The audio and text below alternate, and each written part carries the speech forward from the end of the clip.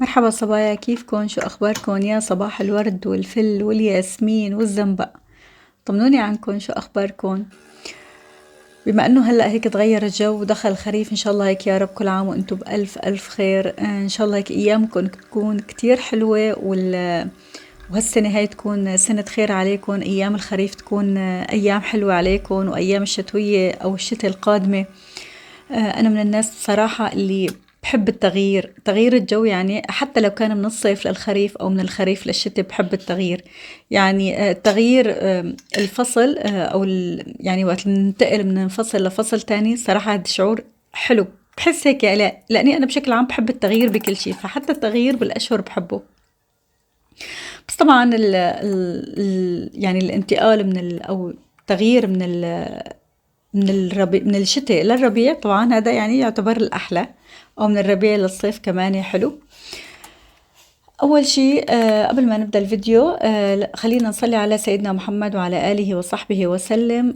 كمان خلينا ندعي لأهلنا بسوريا، الله يفرج عليهم يا رب. الله يفرج على كل من واقع بدي. إذا في صبية حابة إن الصبايا يدعوا لها، تكتب لي بالتعليقات. أهلا وسهلا بكل صبية انضمت جديد للقناة، نورتوني. بتمنى أني قناتي تعجبكم، تكون على ذوقكم. كمان لا تنسوا تحطوا لي لايك، تكتبوا لي تعليق حلو مثلكم، وكمان تشتركوا بقناتي إذا لسه ما اشتركتوا فيها. فيديو اليوم بالأبيض، طلي بالأبيض طلي. لا طبعا أكيد ما في عنا عروس، ما في ببيتنا عروس. إن شاء الله يا رب هيك بنفرح بكل الصبايا، بنشوف كل الصبايا عروسات اللي عندي بالقناة، وكل الصبايا يعني مو بس بقناتي. إن شاء الله يا رب هيك بنفرح فيكم كلياتكم. وطبعا اللي عنده أولاد وبنوتات إن شاء الله هيك بتفرح ببناتها يا رب. فيديو اليوم بالأبيض، بس مو بالبدلة البيضة. الفيديو اليوم بالحليب، شغلنا اليوم كله بالحليب. مثل ما بتتذكروا، إذا بتتذكروا، مو بالفيديو الماضي اللي قبله جبت حليب وقلت لكم بدي أعمل لبن ولبنة، وبدي أعمل قشطة ورز بحليب وهيك، يعني بدي أشتغل كنت بالحليب. فهوني هدول شفتوني هلأ ببداية الفيديو شلت القشطة. هدول 10 كيلو حليب. أنا بعد ما غليت الحليب حطيته بالبراد 24 ساعة، يعني لحتى برد على الأخير حطيته بالبراد 24 ساعة. أحيانا بحطه 48 ساعة، يعني يومين. وبحاول اني احطه على طنجرتين حتى يكون يعني كيف بدي لكم، ياخد سماكه. يعني الافضل انه تكون الطنجره ينحط بالطول، الحليب يكون كبر الطنجره بالطول حتى يعطي سماكه اكتر، ما تكون الطنجره بالعرض، حتى ما تكون القشره او القشطه اللي بدها تطلع من فوق او الدسم يكون رقيق. المهم هلا شلت القشطه، قمتها حطيتها بالفريزر. والحليب يعني هلا الحليب بدي اعمل منه رز بحليب وقشطه وهيك يعني. واللي بزيد بحطه بالبراد، بستعمله هلا يعني بالايام الجايه ان شاء الله اذا الله راد. هلا هاي القشطه انا شلتها.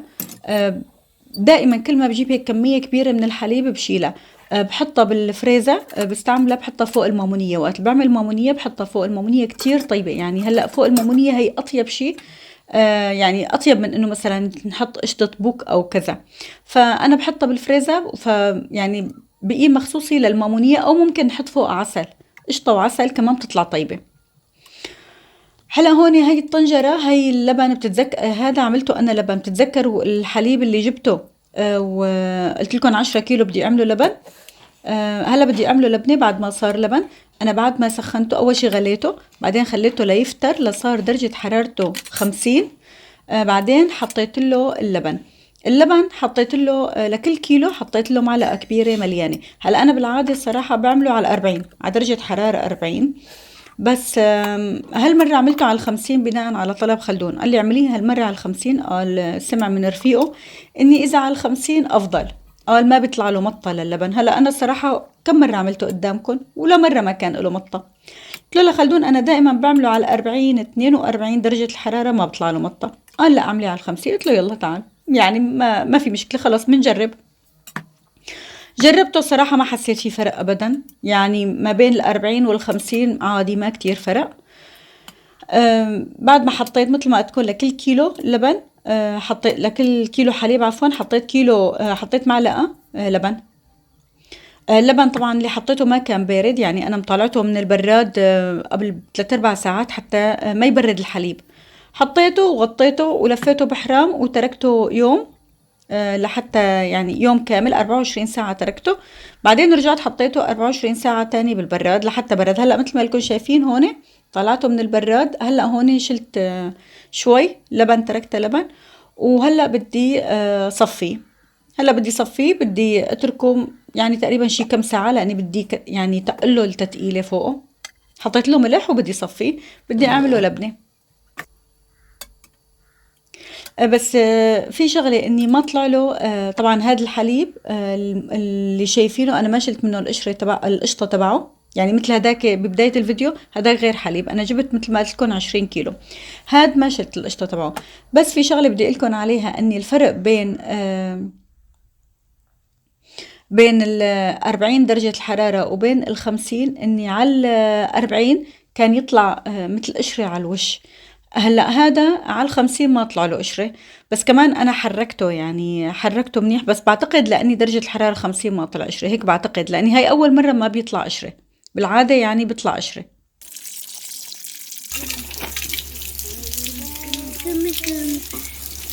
انا حقلش اسلم.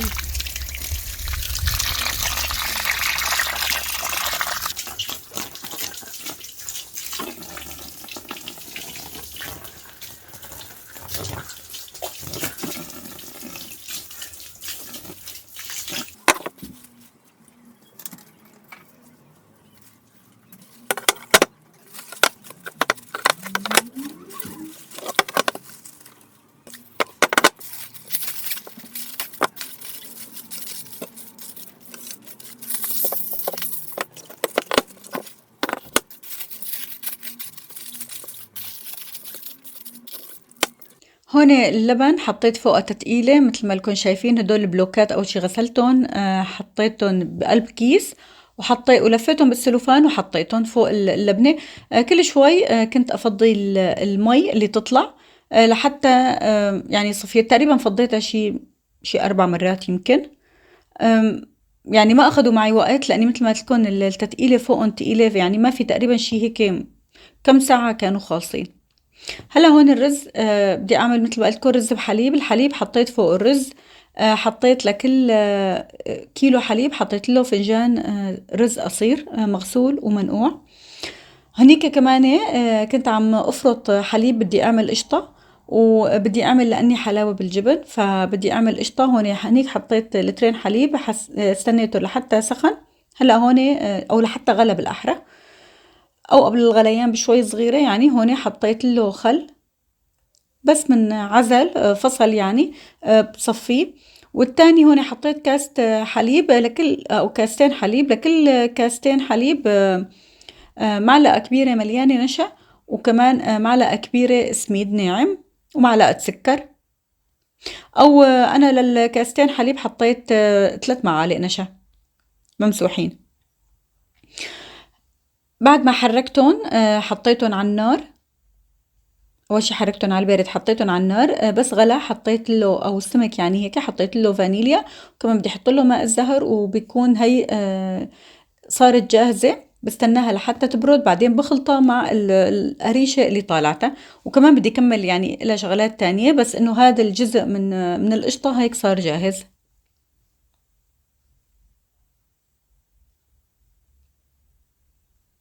هلا هون بدي اعمل كنت القطر للحلاوة بالجبن، فانا بحط قطر حلاوته الجبن، بعمله شوي خفيف، فبحط كاستين سكر وكاسة وثلاث ارباع مي. بستناه لحتى يسخن او يغلي، بس من غلى بحط له عصرة ليمونة، وبعدين بتركه شي تقريبا شي 8 دقايق يغلي على نار وسط. بعدين بطفي تحته وبحط له، او بالاحرى بحط له ماء الزهر، بعدين بطفي تحته وبشيله، بتركه لحتى يبرد، وبحطه بالبراد. يعني ما في مشكلة لحتى اني اعمل لحتى استعمله. هلا حلاوة الجبن انا عملتها بهذا اليوم، حتى عملت كتير شغلات بهذا اليوم، بس ما رح تشوفوها بهذا الفيديو. ان شاء الله بالفيديو القادم ما صورتها بهذا الفيديو، او بالاحرى ما حطيتها بهذا الفيديو حتى ما يطول كتير عليكم. قلت لحالي بقسمه على يومين. لو بدي صور كل شي اشتغلته بهذا اليوم عن جد، يعني بيطلعوا مسلسل مو يعني مو بس فيديوهين، بيطلعوا مسلسل. قد ما يعني يعني مثل ما لكم شايفين مسرعة الفيديو، ومو كل شي طبعا أنا بحط، يعني بشيل كتير شغلات أثناء المونتاج، وأحيانا يعني بوقف الكاميرا، مو دائما الكاميرا بتضل شغالة. بس سبحان الله عن جد ست البيت بس دخلت على المطبخ ما عاد تطلع منه، يعني بتلاقي هي الشغلة وهي الشغلة وهي الشغلة، هي شغلة ما هي بس واقفة على الطبخ، بتلاقي بتطبخي من هون بطلع جالي بتجلي على مسحتي هي الشغلة، مسحت عملتي هيك، يعني بتحسي. وإذا دخلتي مثلا أو طلعتي على غرف النوم وقعدتي تشتغلي بتلاقي كمان الشغل ما بيخلص. منين بيطلع الشغل ما بعرف، ومنين بيطلع هذا الجماد المتكاثر كمان ما بعرف. الجماد المتكاثر اللي هو الجلي، عن جد سبحان الله. يعني الجلي لو اني هيك لو اني شخصين عم يشتغلوا بالمطبخ، مثلا واحد عم يطبخ واحد عم يجلي ويرتب ويلم، كان يعني قضينا يعني اختصرنا نص الوقت. بس صايرة عن جد يعني لحالي، بنتي بالجامعة، ما في حدا لحالي بالبيت، فعم اشتغل لحالي. فالله يقوينا يا رب ويقويكم ويعطينا العافية ويعطيكم العافية يا رب.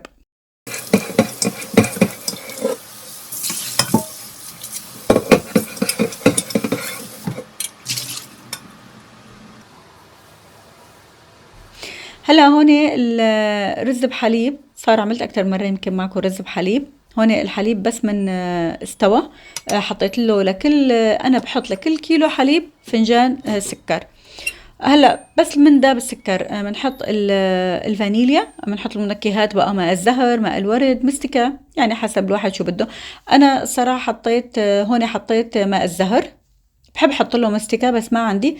بس هلا كمان بدي احط فوقه، يعني هي شغلة اضافية صار لي فترة صراحة عم حطها، واللي هي القشطة. بس من استوى بدي احط علبة قشطة. هلا رح تقولوا لي ما في داعي الحليب دسم، هلا صح الحليب دسم، بس هي القشطة بتعطيه نكهة، يعني نكهة القشطة بتطلع ظاهرة بالرز بحليب صراحة، فبيطلع طيب. فانه اذا عندي بالبيت بحط، ما عندي ما بحط. احيانا مسكربونة بحط كمان، هي اللي بتيجي بالليدل، قشطة بالليدل كمان بيطلع كتير طيب. هلا بعد ما حطيتهم بحركهم شوي هيك لحتى تدوب القشطة، بحط الماء الزهر وبعدين برفعه وبسكبه، بس برد بحطه بالبراد. هاي الطنجرة اللي اشتريتها معكم او ورجيتكم اياها بالاحرى، صراحة طلعت روعة روعة، طلع الرز بحليب فيها غير شكل. كتير كويسة، كتير حبيتها. إذا حابين تجيبوا منها شايفين اسمها رويال. كتير الصراحة طلعت يعني هلأ صار استعملتها كم مرة، بس مبينة إني أصلية يعني. يعني هلأ أنا الصراحة وقت اللي اشتريتها قلت له لصاحب محل أصلية، قال لي أصلية. هلأ ما بعرف يعني، كلهم بيقولوا أصلي وبالأخير بيطلع مو أصلي.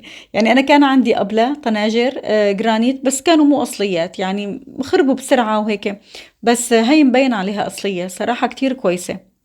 بس فيها شغلة، شايفين الإيد تبعها من فوق صايرة جلد، ما بتأثر. بس إنه إذا مثلا نحن وهيك عم نطبخ وحطينا إيدنا مثلا إذا أجت على الطنجرة فبتنحرق. أنا حرقت صار مرتين إيدي فيها، فانه واحد بده ينتبه. بس الثانيه اللي اشتريتها الاكبر هديك إلها جلد على الايد، يعني إلها مسكات، فما بتحرق الايد الثانيه.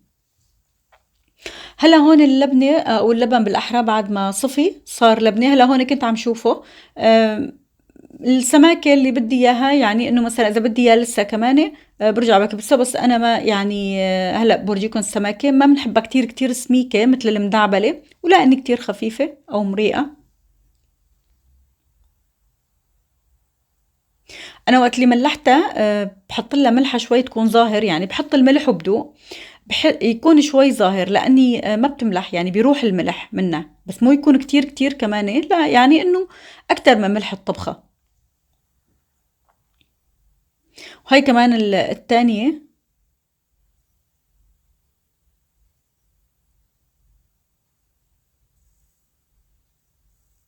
طلعت عندي اللبنة تقريبا شي 3 علب ونص.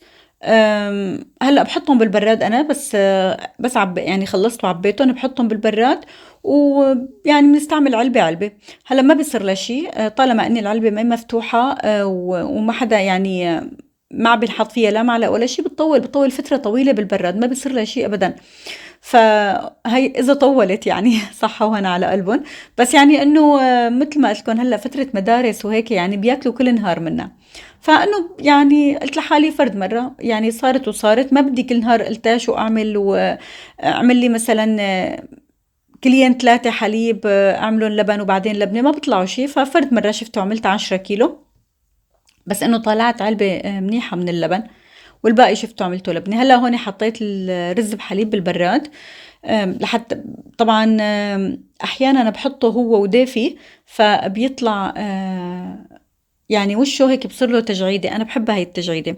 واحيانا بستناه ليبرد على الاخير وبحطه، اذا برد على الاخير وحطيناه ما بصير له تجعيدة على وشه. اذا حطيناه سخن لسه بجعد كتير.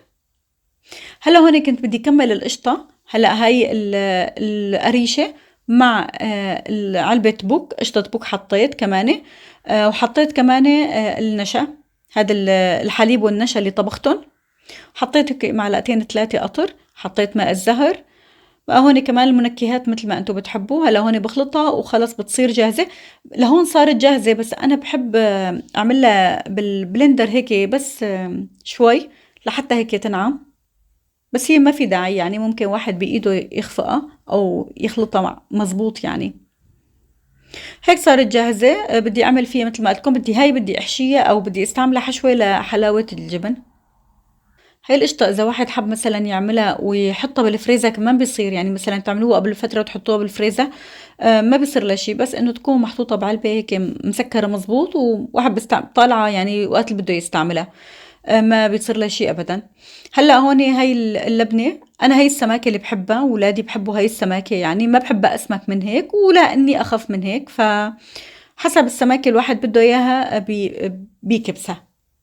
السنه الماضيه اذا بتتذكروا عملت معكم اللبنه المدعبله بالزيت، بس هالسنه رح اعمل بس هيك، يعني ما رح اعمل اللبنه المدعبله، رح اعمل من هي.